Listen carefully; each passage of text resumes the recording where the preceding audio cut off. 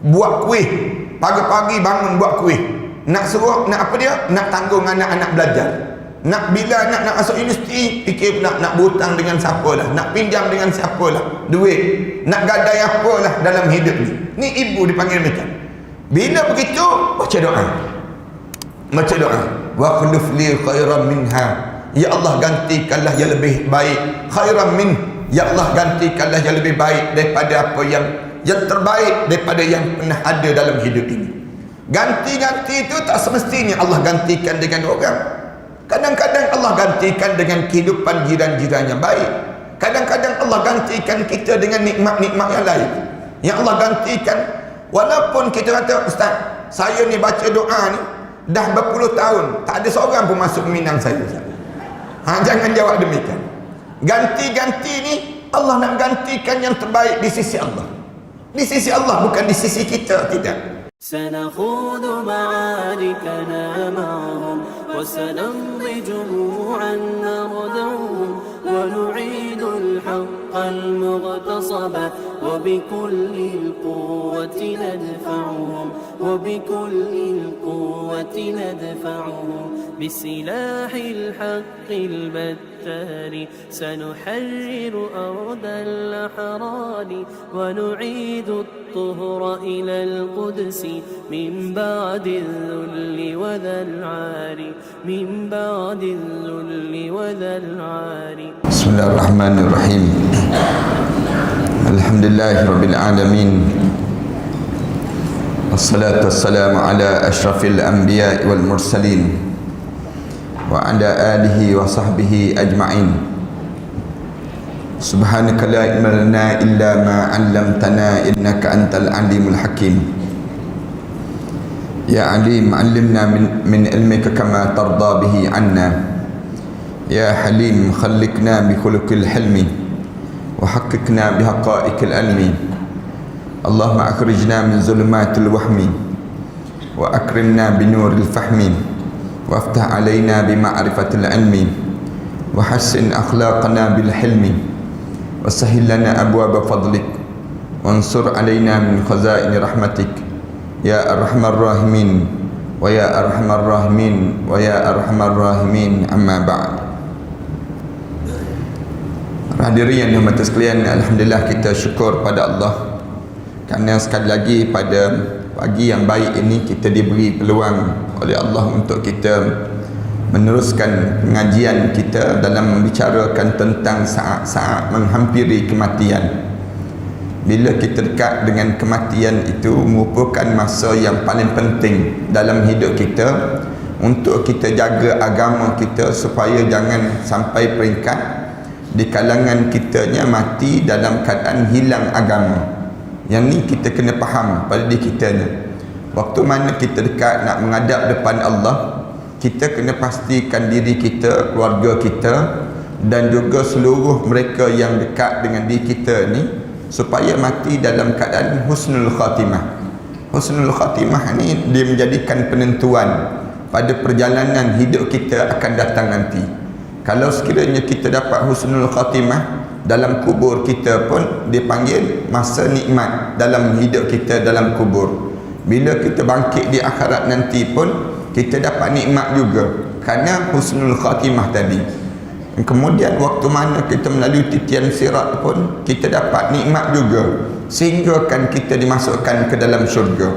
Maknanya dalam hidup kita ni masa yang paling penting dalam hidup bila dekat nak mati. Bila dekat nak mati ni masa yang paling penting dalam hidup. Cuma masalahnya di kalangan kita, ramai di kalangan kita dia tak peduli terhadap bagaimana saat dia dekat nak meninggal dunia. Dia yang pentingnya orang tu keluar nyawa daripada tubuh dan dia, maka berakhirlah perjalanan hidup. Dia rasa demikian. Islam dia tak menganggap demikian. Islam dia ajar bila kita dekat nak mati kita kena jaga betul-betul. Jaga apa dia? Jaga agama. Jangan kita ni hilang agama. Sebab ramai orang yang dekat nak mati dia hilang agama. Kenapa dia hilang agama?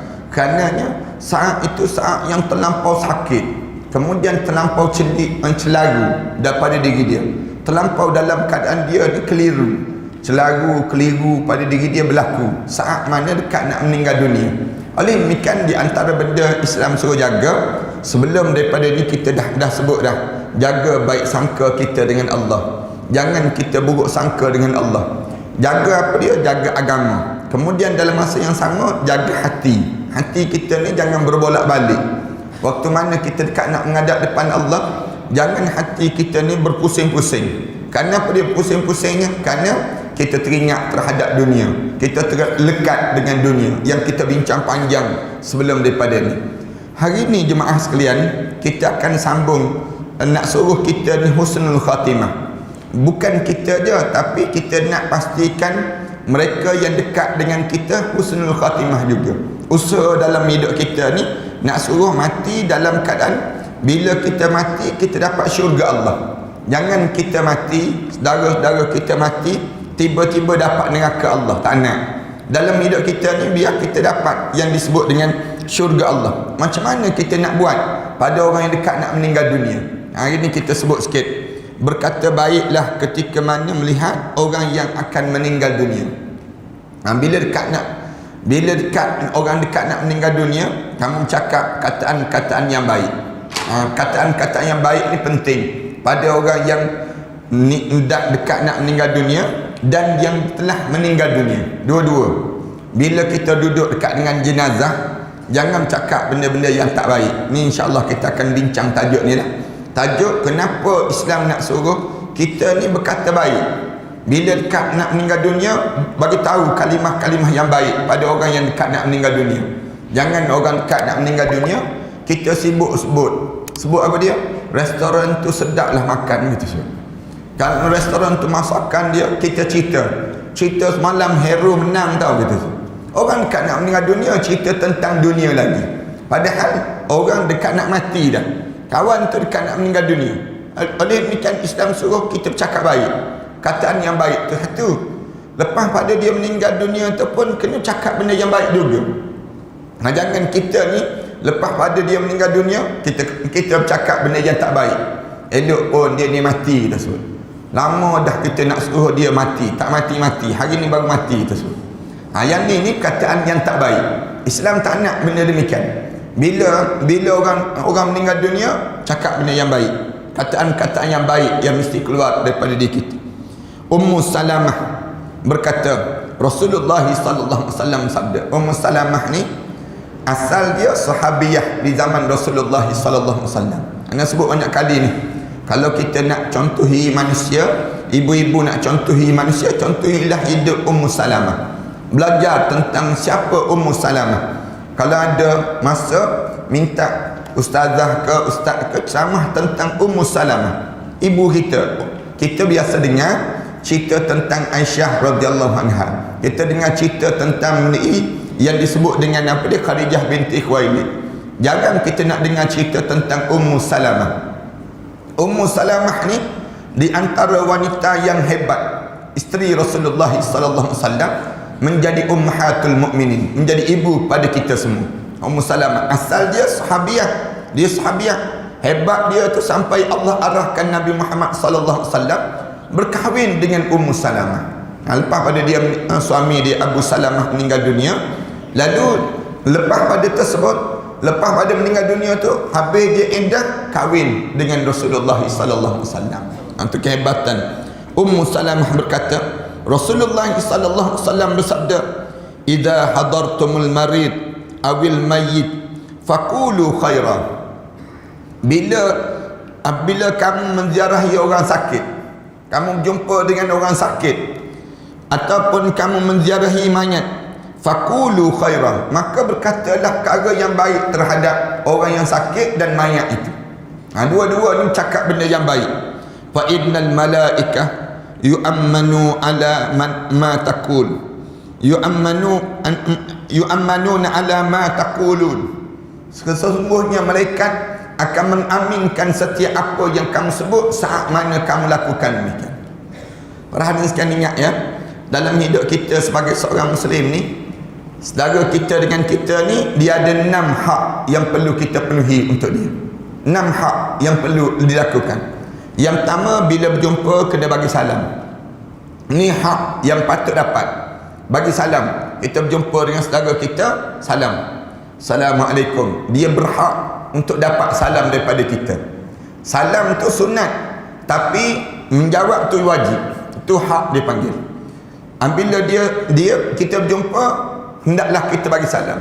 Yang kedua, hak dia terhadap kita, di mana kalau dia jemput, kena penuhi jemputannya. Hak yang perlu lakukan orang mukmin. Kalau kita dengan dia jumpa, kemudian dia jemput kita, jemput yang rumah saya hujung minggu ni, saya buat jamuan makan-makan masuk tahun baru, misal contoh masuk tahun baru kalender Islam, dia sebut demikian, kita pun insyaAllah saya datang. Itu hak yang perlu untuk kita tunaikan. Yang ketiga, bila dia bersin, hendaklah kita jawab bersin dia. Hak yang perlu dapat. Dia bersin, kita dengar orang bersin tu, dia duduk, kita tak kenal pun dia, tapi dia sebut Alhamdulillah, dia sebut. Hak dia nya kita kena doakan untuk dia. Yarhamkillah, kita sebut. Hak dia. Ini dalam hadis Rasulullah sebut demikian. Dia berhak dapat doa daripada kita. Dia panggil demikian, Yarhamkillah. Dia pun tengok kita, dia pun senyum. Yahdina wa yahdikumullah, dia sebut.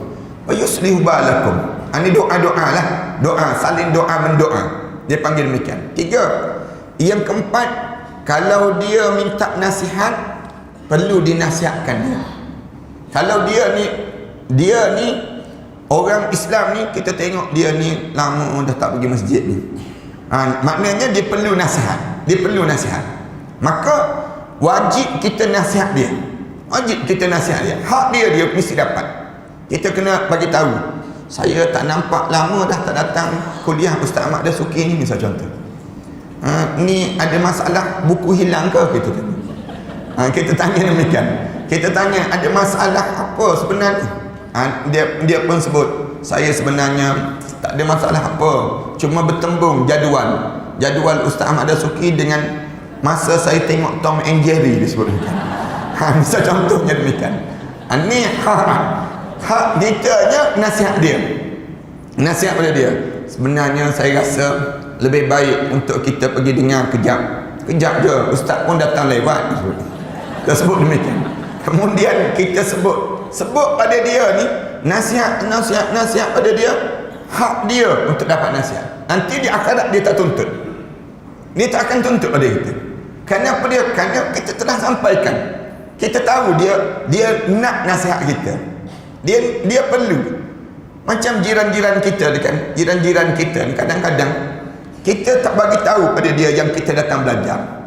Di akhirat nanti dia akan tuntut dengan kita. Dia akan tuntut dengan kita. Engkau pergi senyap-senyap je, dah lah keluar rumah senyap-senyap je tu. Kemudian lepas pada tu tak bagi tahu langsung pada aku. Dulu ada majlis ilmu. Dia akan minta. Dia akan tuntut. Engkau bila aku tanya ke mana tiap-tiap pagi Rabu, engkau bagi tahu pasar je. Tapi engkau sendiri tak bagi tahu yang engkau pergi belajar rupanya. Sebenarnya dia berhak dapat nasihat kita. Dia berhak dapat. Kita kena bagi tahu. Saya nak bagi tahu ya. Lepas pada ni di akhirat nanti jangan tuntut lagi dengan saya. Nanti bagi tahu demikian. Setiap pagi Rabu ada majlis ilmu.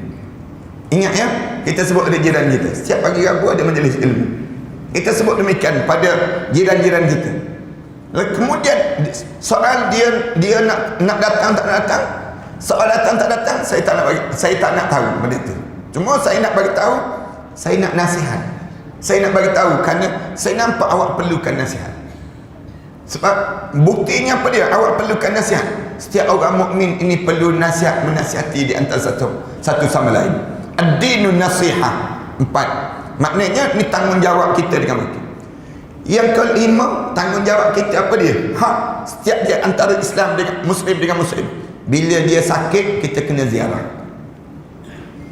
Bila saudara mara kita sakit, jiran tetangga kita sakit, hak kamu untuk dapat pada diri dia boleh minta dengan kamu di akhirat nanti apa dia? Bila dia sakit, kamu kena ziarah. Ziarah orang sakit ni di antara perkara yang tanggungjawab orang mukmin. Jangan kita lepaskan tanggungjawab ini. Pergi ziarah. Ziarah bukan lama pun. Ziarah sekejap je. Jangan lama, jangan.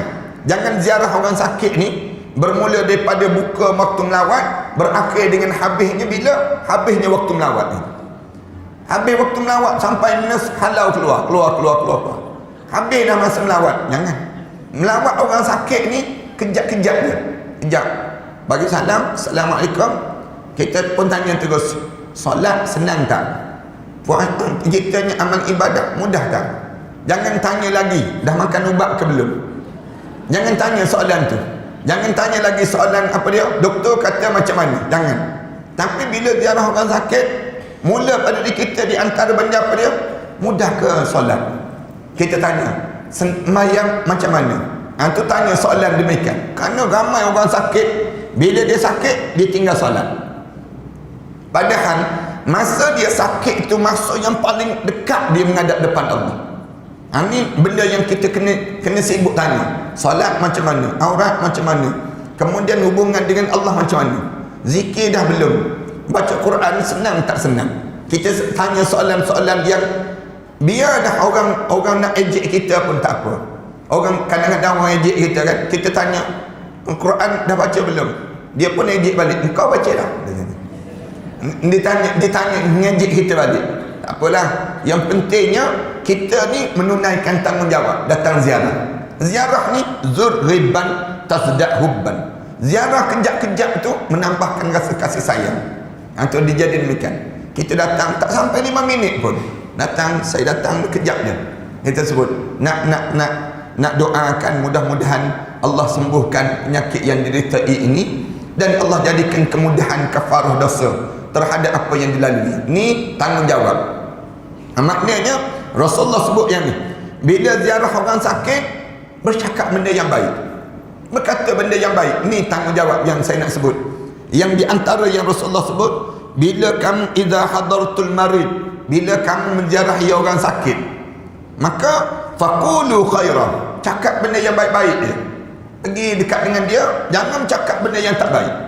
Pergi dekat dengan dia, jiran saya sama dia dengan penyakit ni, dia lepas 2 hari je mati terus. Kita cakap demikian, tension kawan tersebut. Jangan cakap benda yang baik, sebut pada dia, jangan risaulah, Allah jadikan penyakit ini penyembuhan kepada kita untuk kita di akhirat nanti. Kita sebut demikian. Jangan bimbang, semua penyakit yang Allah bagi ini ada ubat. Tersebut demikian. Rasulullah dah pesan pada kita, patadawau, berubatlah. Semua penyakit ni jangan putus asa. Jangan. Kita sebut demikian. Tapi Allah jadikan penyakit ini untuk apa dia? Mendekatkan lagi kita dengan dia. Itu cara dalam kita bagi kata-kata yang baik. Manakala kita sebut begitu, malaikat mengaminkan apa yang kita sebut pada orang sakit. 5. Yang ke-6, tanggungjawab kita, hak kita dengan seorang muslim yang lain apa dia? Bila dia meninggal dunia, maka iringilah jenazahnya ke kuburan. Maksudnya apa dia? Uruskanlah jenazah orang mukmin. Hak dia yang perlu dapat. Bila dia meninggal dunia, kamu kena urus. Saat mana dia menghadap depan Allah, urus secepat mungkin. Kapankan jenazah dia, mandikan jenazah dia, urus yang terbaik. Pilih yang terbaik. Maksudnya kita ni panggil anak-anak dia, nak mandikan jenazah ayah ni pukul berapa kita sebut. Kemudian anak kita kata pukul 4 petang besok, misal contoh. Kita sebut jangan. Ayah kan dah meninggal dunia sekarang, kita sebut pada dia, ayah ni kalau dia ahli syurga, dia nak cepat masuk syurga. Dia sebut pada anak kita, habis nak mandi bila? Katanya anak ni tanya bila? Kalau boleh malam ni terus. Kita urus sekarang terus. Ni pukul 10 malam dah, tak apalah 10 malam pun kita urus terus. Kemudian dia kata nak ke bumi malam ni ke terus? Ya, ke bumi malam ni terus.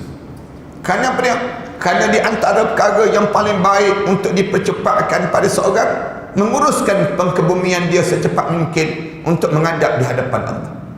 Anak dia jawab, anak yang bongsu tak sampai lagi, anak yang sulung tak sampai lagi, katakanlah demikian. Nak tunggu anak? Kita jawab, tak payah tunggu. Tak payah tunggu. Kerana apa dia? Kerana jenazah ni nak cepat untuk menghadap depan Allah. Dan Rasulullah sallallahu alaihi wasallam pun nak suruh secepat mungkin, kecuali jenazah pemimpin. Kalau dia pemimpin, tunggu peralihan dahulu. Peralihan kuasa berlaku. Maksudnya dilantik yang disebut pengganti dia dah ada dah, baru boleh dikebumi jenazah dia. Tu beza dia panggil. Kalau jenazah orang awam biasa, orang-orang soleh, cepatkan. Kerana dia tak ada urusan dengan masalah kepimpinan. Jadi dipercepatkan menjadi keutamaan. Lepas mana tu, bila nak mandi, kita tolong anak-anak dia mandi. Kita tolong baca doa kita sebut.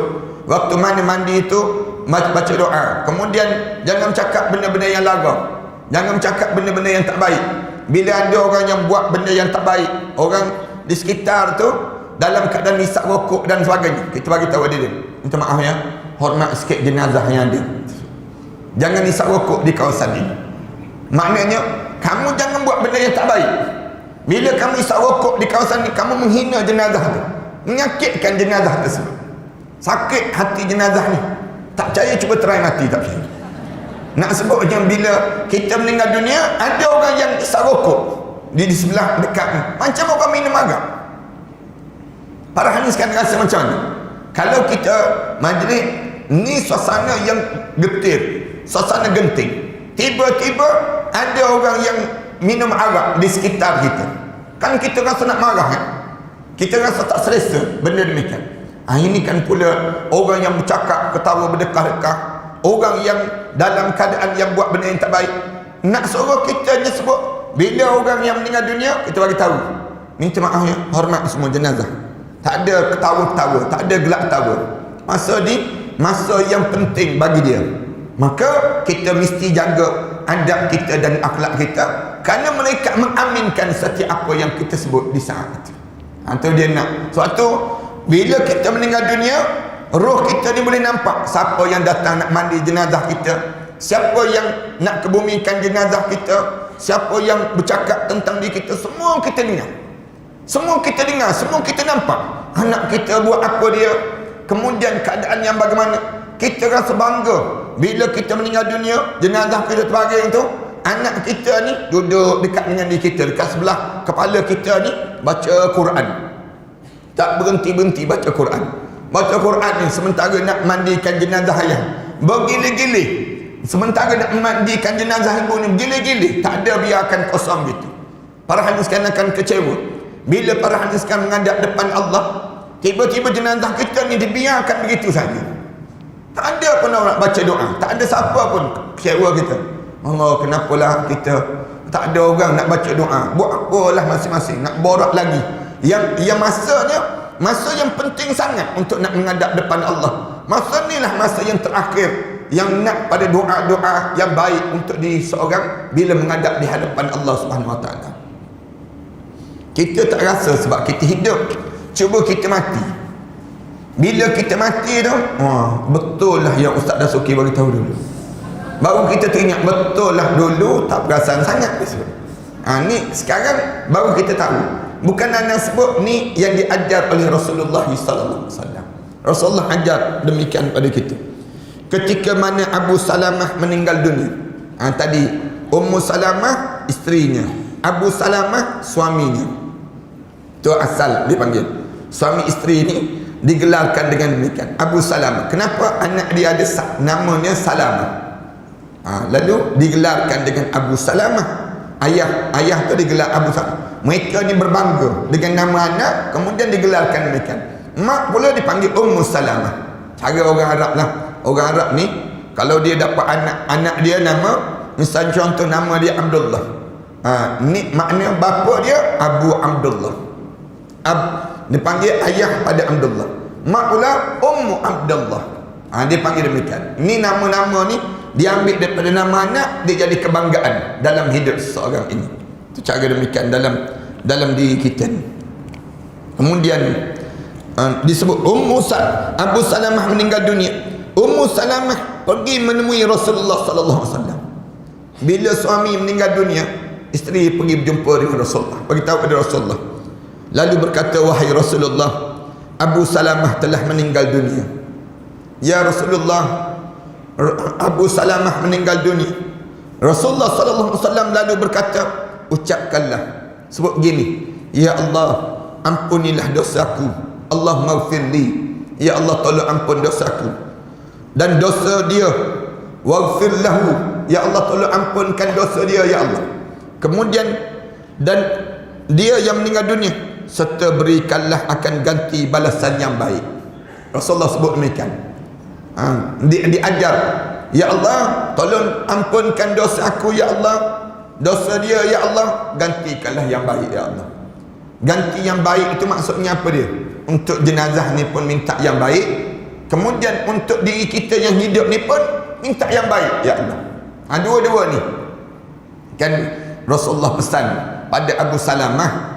Peristiwa yang berlaku pada keluarga mereka ni, pernah satu ketika Abu Salamah ni dia balik lewat semayang subuh.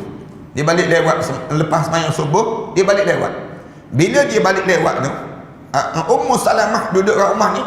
Suami dia biasa balik awal, hari tu balik lewat. Bila balik lewat, Ummu Salamah tegur-tegur Abu Salamah, kenapa abang balik lewat? Lalu katanya Abu Salamah, dia kata dengar kuliah subuh Rasulullah pagi ni. Ada kuliah subuh yang tajuk, yang hebat. Apa dia? Ummu Salamah tanya pada suami dia, apa dia Rasulullah kuliah, apa dia? Dia kata Rasulullah ajar. Rasulullah kata apa dia? Rasulullah bagi tahu pada kita ni, kalau kita kena musibah, ada satu doa yang kena baca. Kalau kita kena musibah, doa apa dia? Inna lillahi wa inna ilaihi raji'un. Allahumma ajurni fi musibati wa akhlif li khairan minha. Ini doa yang diajar oleh Rasulullah. Rasulullah ajar, kalau kita kena musibah dalam hidup ni, dalam ujian hidup kita ni, sebut kalimah mudah dia, inna lillahi wa inna ilaihi raji'un.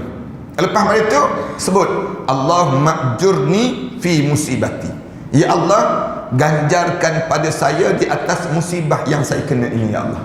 Bagi pahala ya Allah di atas musibah yang saya kena ni, tolonglah bagi pahala yang banyak untuk saya ya Allah. Kemudian hujung sikit lagi, wa khlif li khairan minha, gantikanlah pada saya yang jauh lebih baik daripada itu ya Allah. Maknanya kita ni kena musibah aja, apa saja musibah sebut wa khlif li khairan minha, gantikanlah pada saya yang lebih baik daripada apa yang saya kena ini. Mudahkan doa ni. Cuba ikut ramai-ramai. Inna lillahi wa inna ilaihi raji'un. Allahumma ajurni fi musibati wa akhlif li khairan minha. Tu je, pendek je doa tu. Tak ingat juga tu, memang makan semut banyak tu. Kalau tak ingat juga, doa yang mudah je. Wa akhlif li khairan minha. Tu para hadis kan boleh jumpa banyak doa. Lalu Rasulullah ajar doa ni pada keluarga, dan didengari oleh Abu Salamah. Abu Salamah ni dengar, dia ajar pada Ummu Salamah. Ummu Salamah ni tiap-tiap hari baca doa, baca doa. Selang sebulan je meninggal dunia Abu Salamah. Lepas pada belajar tu meninggal dunia.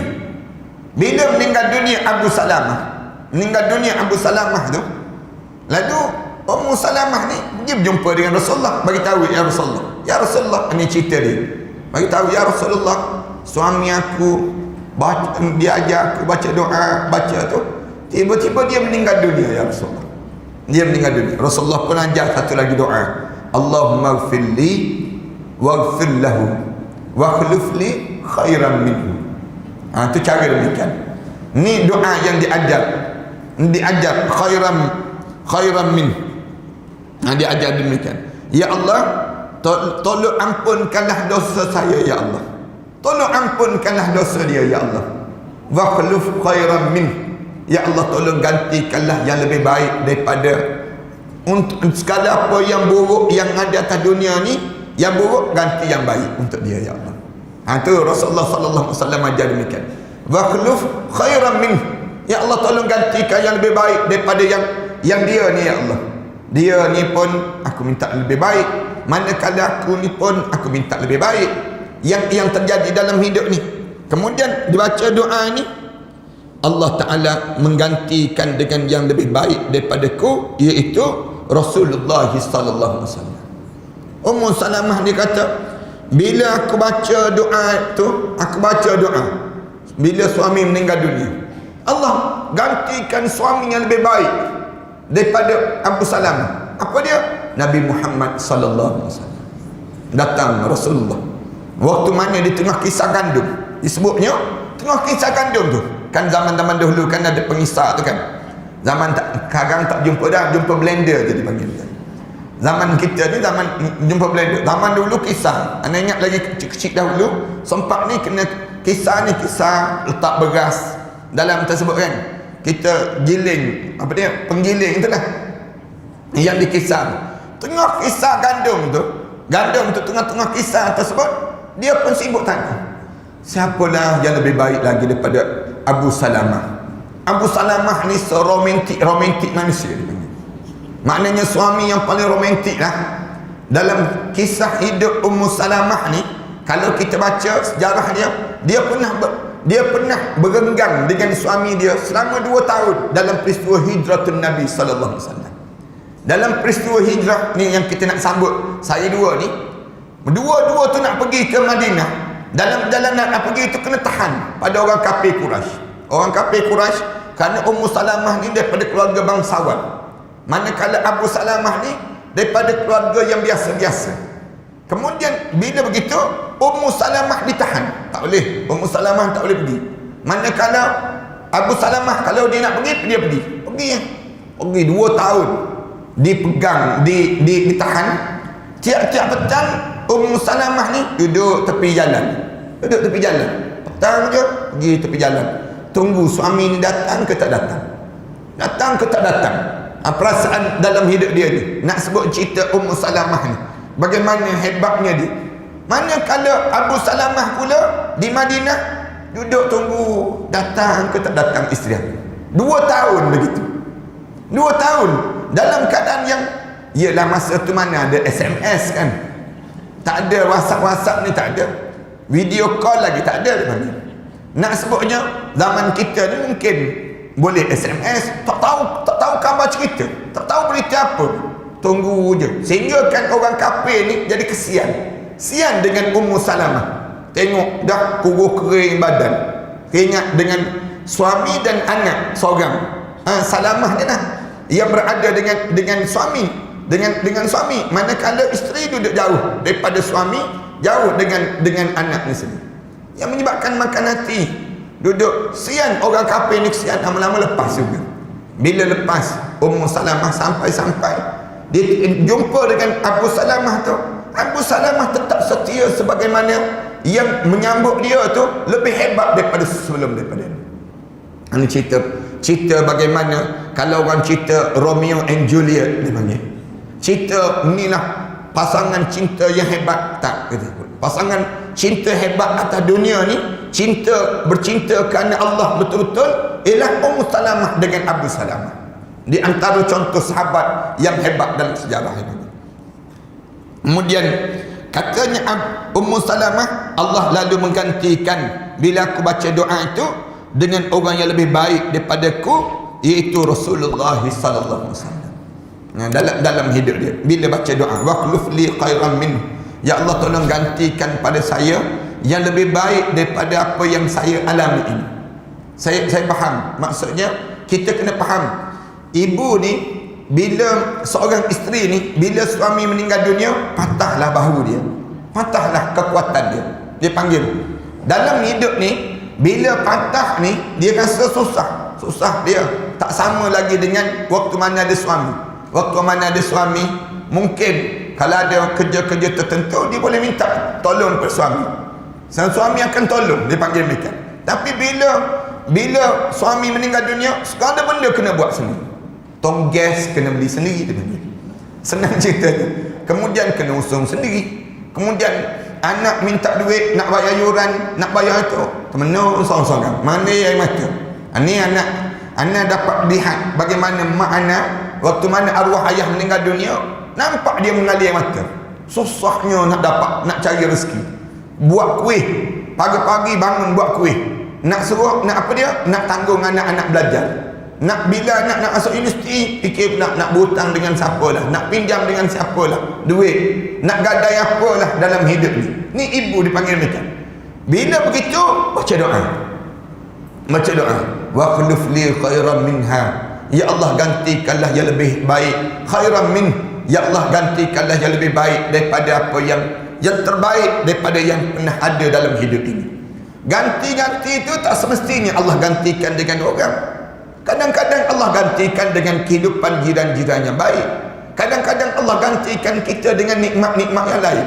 Yang Allah gantikan, walaupun kita kata, Ustaz, saya ni baca doa ni dah berpuluh tahun, tak ada seorang pun masuk minang saya. Jangan jawab demikian. Ganti-ganti ni Allah nak gantikan yang terbaik di sisi Allah. Di sisi Allah, bukan di sisi kita. Tidak. Kita kena letak benda demikian pada diri kita. Jangan pula lepas pada ni menyalahkan anak pula. Ustaz ajar ajaran sesat itu. Tak, bukan nak sebutnya. Yang kita baca doa ni khairan min. Ya Allah, lebih baik daripada yang dah kita ada sebelum daripada ni. Yang terbaik lagi ya Allah dipanggil. Diriwayatkan daripada Ummu Salamah, dia mengatakan bahawa Rasulullah sallallahu alaihi wasallam melihat Abu Salamah yang telah meninggal dunia dengan mata yang masih terbuka. Ni pun sama juga. Ni satu cerita lagi. Lepas pada begitu Rasulullah hadir. Rasulullah hadir ziarah jenazah Abu Salamah. Allah untung kan kita ni kan. Kalau kita meninggal dunia, Rasulullah datang nak mandikan jenazah kita, nak usung jenazah kita. Abu Salamah ni orang yang dihadiri oleh Rasulullah. Rasulullah hadir. Rasulullah hadir, Rasulullah tengok mata dia terbuka. Maka Rasulullah sallallahu alaihi wasallam memejamkan mata Abu Salamah. Rasulullah pun ambil tangan dia tu, Rasulullah tutup mata Abu Salamah. Tutup mata Abu Salamah ni. Bila pejam saja mata Abu Salamah ni dan berkata, apabila ruh telah keluar daripada jasad, maka mata akan terus memperhatikannya. Ini ingat betul-betul ya. Kebanyakan di kalangan kita bila meninggal dunia mata dia celik. Yang celik itu jangan kita sebut pula ni mesti kempunan tak sempat makan. Jangan kita sebut demikian. Ni perangai orang Melayu kita ni mati celik ni, dia kata mesti ada benda yang tak sempat. Dia fikir-mikir. Bukan. Islam ajar bila mata celik tu kenapa? Dia melihat ruh dia sedang keluar daripada badan dia. Mengikut. Dia naik, roh dia naik. Dia bukan keluar ke hidung. Dia keluar ke mana? Ke mata. Keluar melalui mata. Lalu mata dia pun celik, dia tengok je. Kita pula jangan ngeri. Jangan kita pula takutlah mata celik dia. Jangan. Ada setengah-setengah orang bila mata celik, dia pergi ambil duit, dia tutup atas mata. Ini zaman-zaman dulu kan. Bila tak duit, nak suruh tutup mata ni, ambil duit. Duit 5% ke, duit 20% ke, dia pergi letak. Tu dipanggil mata duitan tu dipanggil. Tu yang mati pun dengan duit lagi dipanggil. Kita ni jangan demikian. Biar kita ni bila mata tu celik, ambil tutup. Katakanlah kita tutup kelopak mata ni, tutup, dia terbuka juga. Ambil minyak apa dia? Minyak zaitun.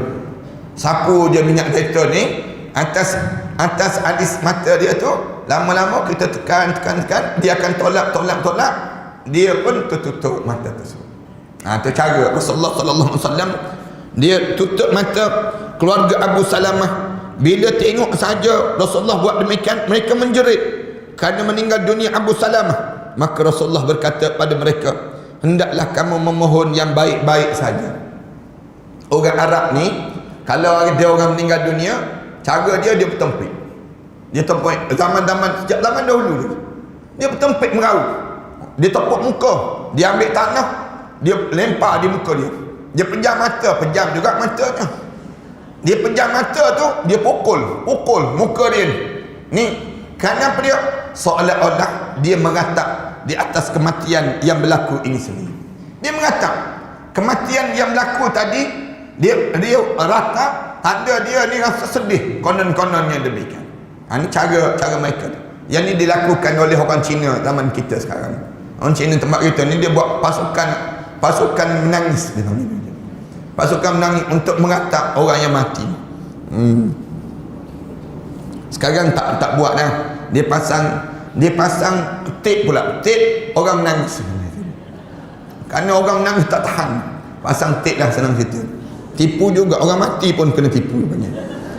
Nak sebutnya gambaran bagaimana kan dulu kan letak buah orange, letak buah nenas, letak buah apple dan sebagainya. Letak hilang.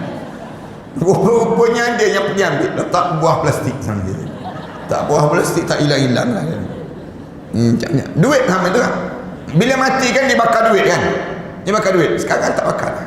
Dia bakar duit lah. Bakar kertas yang ditukar dengan nilai duit. Dia tahu tak? Kalau bakar duit rugi. Baik tipu begitu je dia pergi. Macam gaya. Sebab tu bila orang sebut tentang kepalsuan agama tersebut, mereka marah.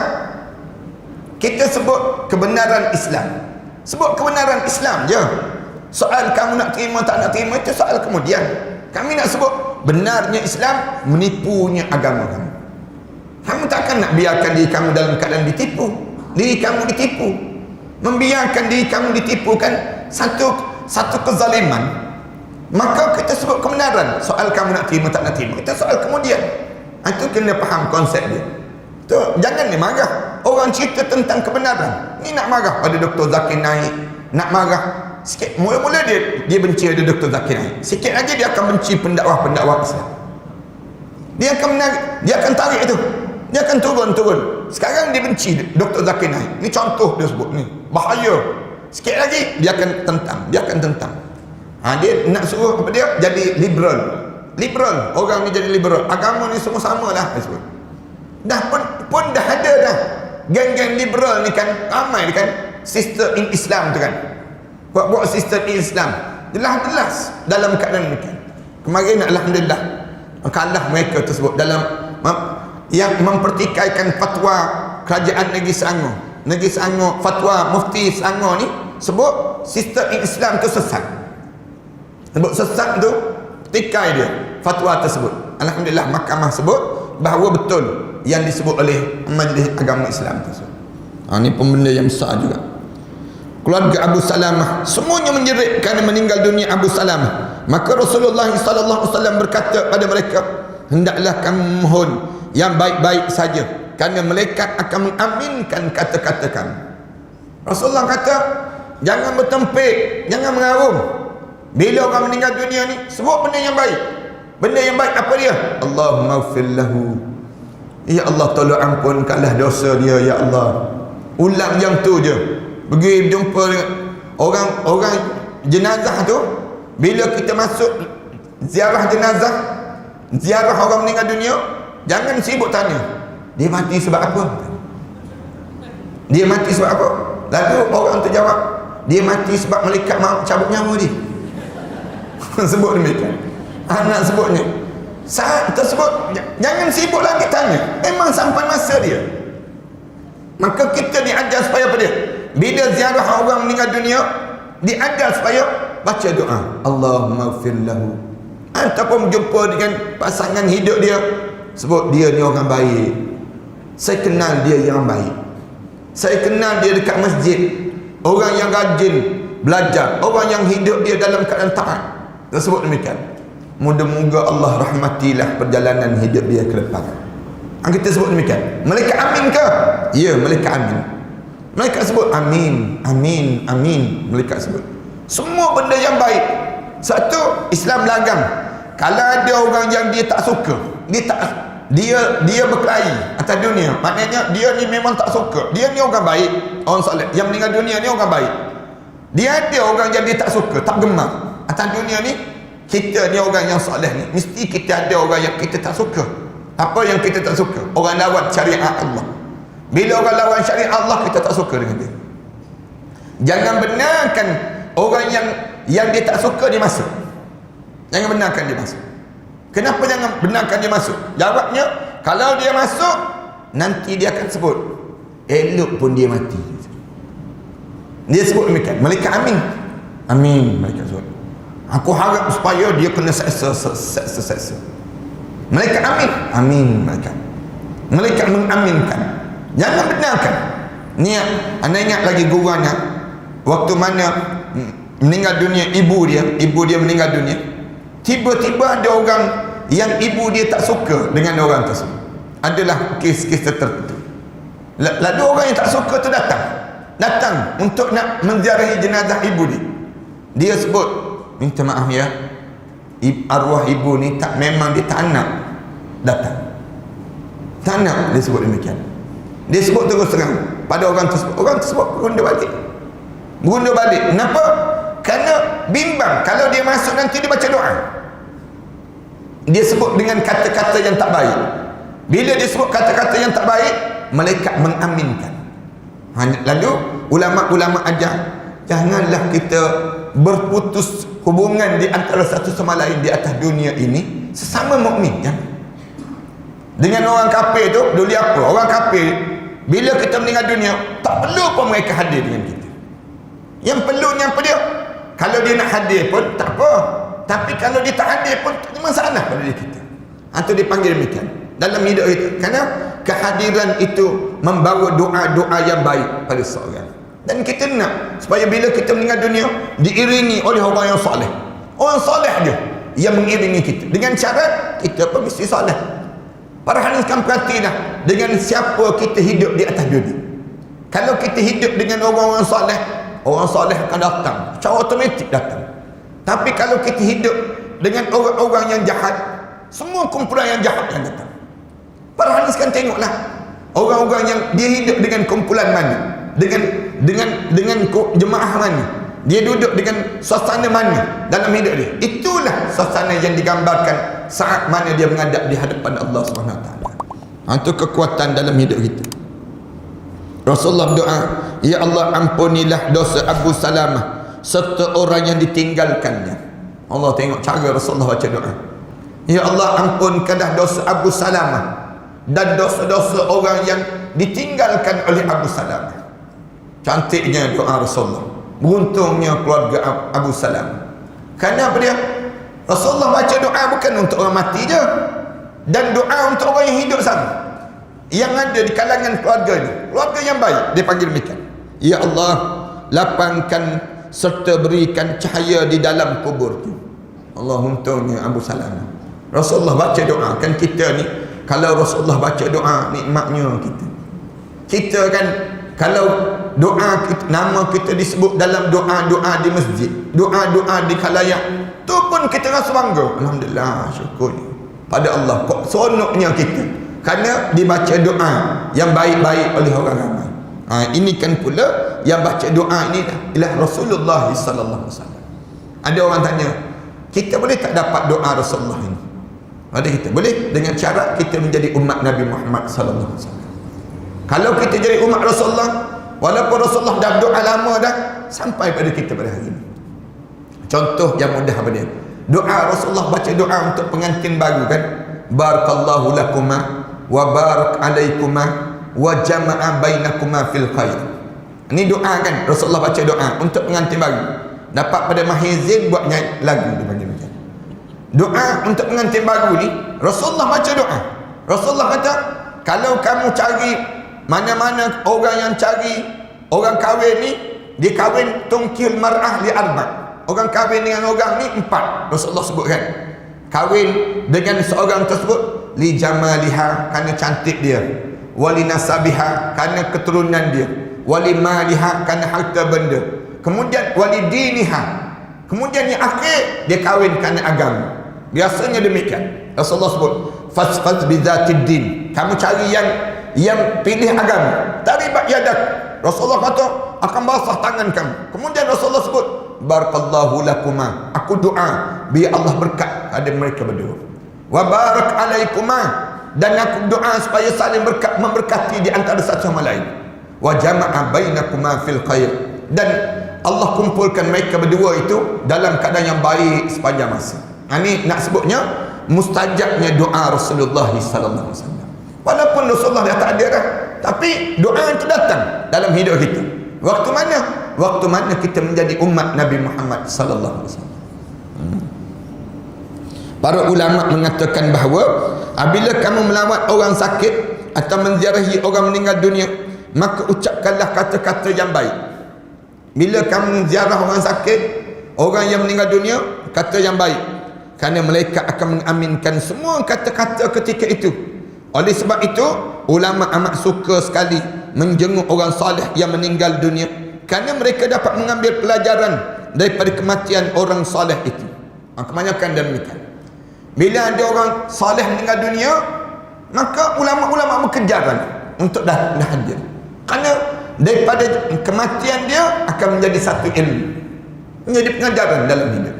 Meninggal dunia, Allah yarham Datuk Dr. Harun Din misal contoh, jadi ilmu pada kita.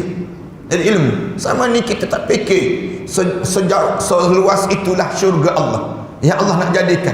Dari mana tempat dia lahir, Allah ukur sampai tempat dia meninggal dunia.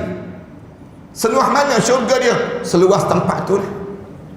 Sejarah itulah syurga dia yang Allah sediakan untuknya. Ini nak sebutnya. Sebab tu jangan rasa sedih bila kita meninggal dunia jauh daripada tempat kita lahir. Jangan sedih. Kerana kita meninggal dunia jauh, lagi luas syurga kita. Ke bumi jenazah kita. Nak sebut demikian. Kita kata, kan nanti dia tak jumpa dengan adik-beradik dia pula, keluarga dia. Kalau dia buat amalan jauh, walaupun duduk sebelah-sebelah tak jumpa, amalan dia tak betul dengan agama. Kita letak suami isteri kan, suami isteri sebelah-sebelah, meninggal dunia letak sebelah-sebelah. Tapi kalau isteri dia syurga, suami dia neraka, tak jumpa. Betul lah. Dia kata, ya aku tak jumpa Ustaz. Cuba mati. Senang gitu. Tak boleh nak sebut lain dalam hidup kita. Hujah yang mudah dalam hidup kita ni, nak gambarkan ilmu dipanggil. Ni ilmu yang kita kena faham. Satu Islam diajar, janganlah kita nak sibuk kalut-kalut nak hantar balik dan sebagainya. Tak. Ilmu dalam hidup kita. Ni contoh-contoh yang mudah. Orang yang meninggal dunia, orang alim yang meninggal dunia, kita dapat ilmu. Allah yarham Tuanku Datuk Ni Abdul Aziz Nikmat. Bila dia meninggal dunia, manusia datang semayang jenazah 200,000 ke 300,000 orang. Jenazah nak rumah dia, jenazah nak sampai ke kubur tu makan masa 1 jam, padahal kalau berjalan 5 minit sampai. Tapi nak sebutnya jenazah tu usung. Saat mana anak ada waktu anak yang usung, kita yang usung. Bila kita usung tu, kita nampak awan tu iring sekali. Bila jenazah tu turun ke dalam liang lahat tu, nampak daun-daun kayu tu, bunga-bunga tu gugur. Saat tu wangi bau kubur. Nak sebut apa dia? Pelajaran. Kita belajar. Untungnya orang saleh. Kalau yang saleh meninggal dunia, orang saleh, dia bersedia untuk menghadap di hadapan Allah. Ini nak sebut contoh-contoh orang saleh ni kebanyakan direbuti dan dikagumi di kalangan mereka yang demikian, dan mendoakan serta orang yang ditinggalkan itu. Kebanyakan orang saleh dia akan mendoakan.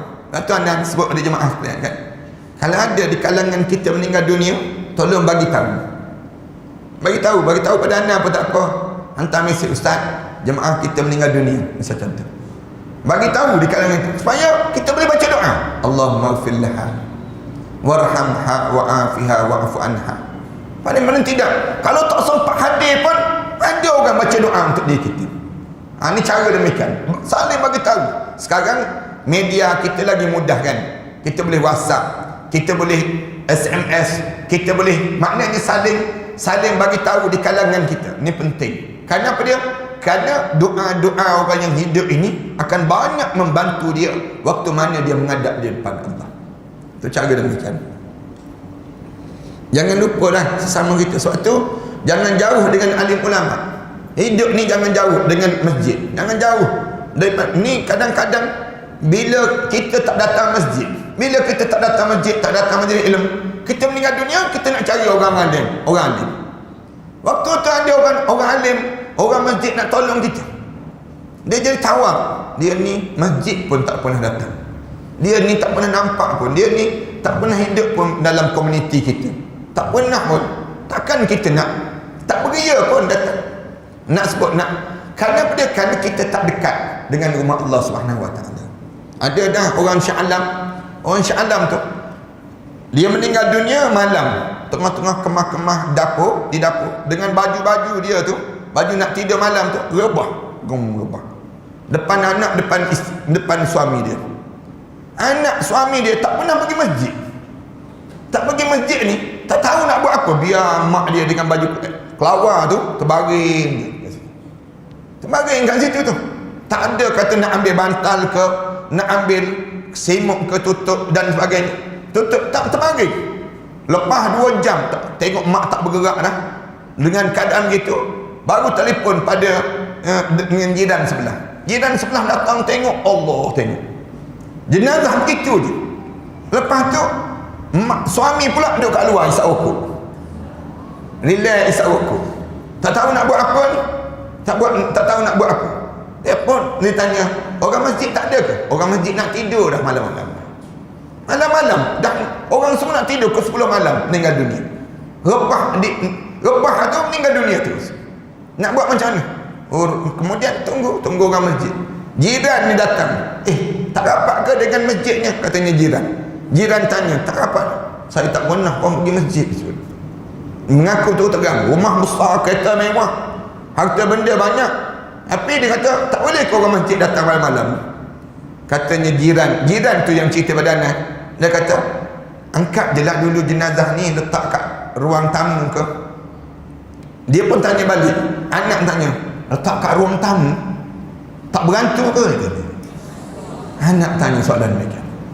Nak sebutnya, dengan tenganga-nganga mulut tu, rambut masih lagi dalam keadaan menggebang gitu. Ambillah jiran tu, tolong ambil ikat sikit dagu biar lekat sikit di atas. Kemudian mata terbeliak lagi ni, kemudian letak terbaring begitu saja. Kemudian jiran kata, pergi ambil kain, pergi cari kain mana kain. Nak cari kain, tak ada ke kain kapan ke apa? Tak ada, rumah ni tak ada apa-apa. Tak pernah nak bersedia dalam hidup. Ni orang begini. Tunggu bila besok. Besok orang masjid datang, mandi, selesaikan mandi semua. Orang masjid datang, selesai mandi, nak solat terus. 4 orang dihantar jenazah ke kubur, anak-anak dia tu. Ini sebutnya gambaran bagaimana teruknya masyarakat kita hari ini. Ni jangan main-main hidup kita. 4 orang saja yang hantar ke jenazah ke kubur.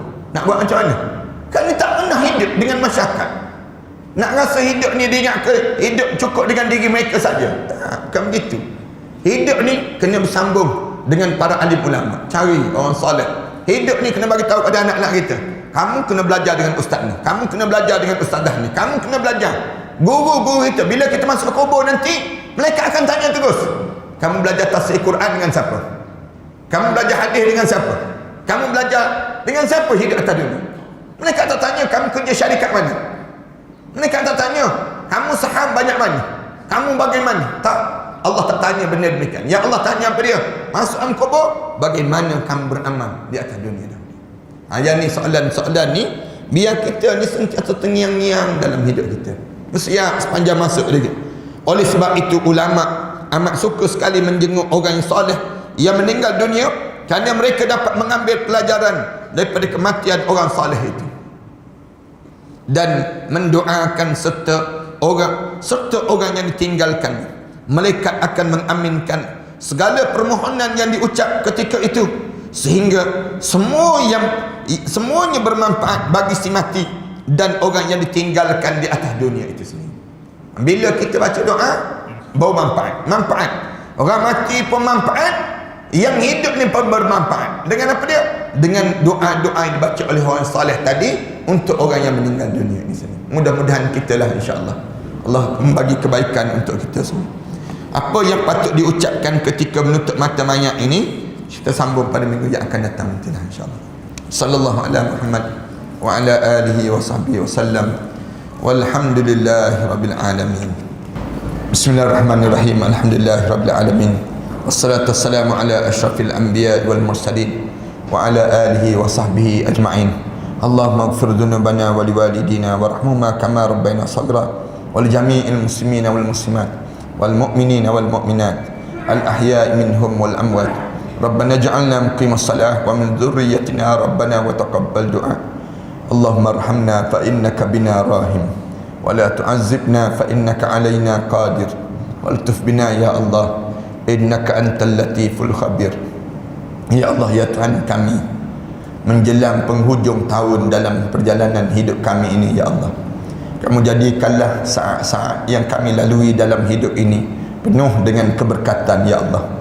Masa-masa dalam hidup kami yang mendatang, ya Allah, penuh dengan kebaikan, ya Allah. Ya Allah, ya Tuhan kami, jadikanlah kami di kalangan hamba Kamu yang istiqamah dalam mentaati perintah Kamu, ya Allah. Istiqamah dalam kami menuntut ilmu, ya Allah. Ya Allah, lembutkanlah hati kami ini, ya Allah. Murahkanlah rezeki kami ini, ya Allah. Kamu jadikanlah setiap perjalanan hidup kami ini, ya Allah, kebaikan-kebaikan yang berterusan dalam umur-umur yang berbaki pada kami ini, ya Allah.